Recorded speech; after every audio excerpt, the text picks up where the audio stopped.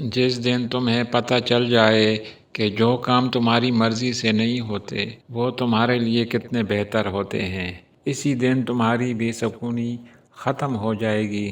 جب گھریلو فیصلے کرنے کے لیے باہر کے بندے کی ضرورت پڑ جائے تو سمجھ لیں آپ کا خاندان تباہ ہو چکا ہے۔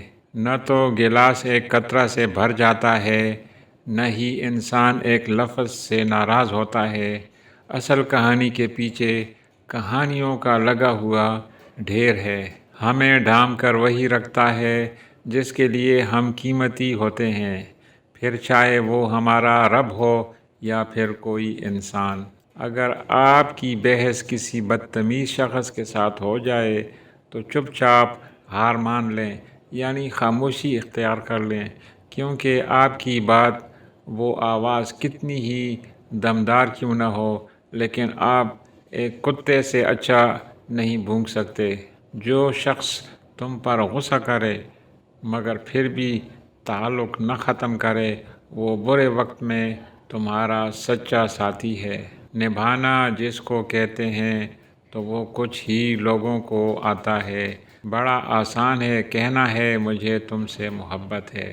وہ خسارہ ہمیشہ یاد رہتا ہے جو کسی کے ساتھ دل سے مخلص ہو کر کھایا گیا ہو۔ ایک دن تم مجھ سے پوچھو گے کہ کیا زیادہ اہم ہے، میری زندگی یا آپ کی؟ میں کہوں گا میری، اور تم مجھ سے دور چلے جاؤ گے یہ جانے بغیر کہ تم ہی تو میری زندگی ہو۔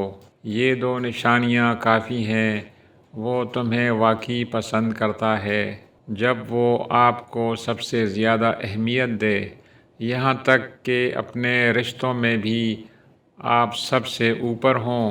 وہ جب بھی جہاں بھی آپ کو دیکھے تو اس کے چہرے پر مسکراہٹ آ جائے اور اسے خوشی ہو۔ برداشت ہوتا نہیں ہم سے کہ کسی اور کا تعلق بھی ہو تم سے، دل چاہتا ہے ہوا سے بھی کہہ دو کہ تیرے رخسار سے ہٹ کر گزرے۔